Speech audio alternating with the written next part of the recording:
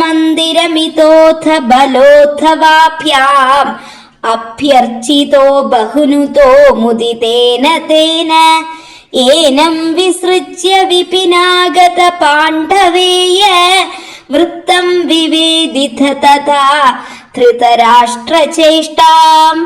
அதன் பிற்பாடு நீர் பலராமனுடனும் முக்தவருடனும் அக்ரூரர் வீட்டிற்கு எழுந்தருளினீர்கள். அக்ரூரர் மிக மகிழ்ந்து தங்களை பூஜித்து துதித்தார். பிறகு அக்ரூரரை அனுப்பி தாங்கள் காட்டினின்றும் திரும்பி வந்த பாண்டவர்களின் தற்கால நிலையையும் திருதராஷ்டிரன் செய்கைகளையும் அவர் மூலம் தெரிந்து கொண்டீர். विखाता जामातु परम सुहृदो भोज नृपतेर्जरासन्धे रुन्दत्यनवधिरुषान्धेद मथुराम् रथाध्यैर्द्योर्लब्धै कतिपयबलस्त्वं बलयुतस्त्रयो विंशत्यक्षौहिणी तदुपनीतं समहृदाः.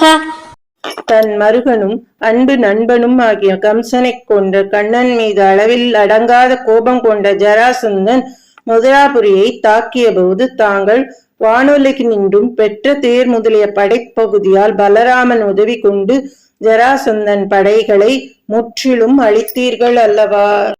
बद्धं बलादथ बलेन बलोत्तरं त्वं पूयो बलोद्यमरसेन मुमोचिथैनं निःशेष दिग्जय समाहृत विश्वसैन्यात् कोऽन्यस्ततो हि बलपौरुषवांस्तदानीम्. दशकं 77 श्लोकं 7.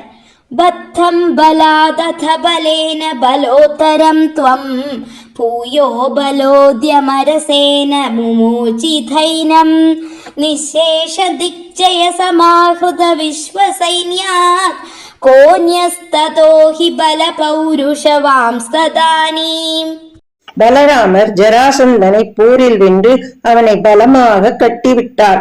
ஆனால் தாங்கள் சேனாபலம் மிக்க அவன் மேலும் படைகளை திரட்டிக் கொண்டு மறுபடியும் யுத்தத்திற்கு வர வேண்டும் என்று எதிர்பார்த்து அவனை விடுவித்தீர் அல்லவா?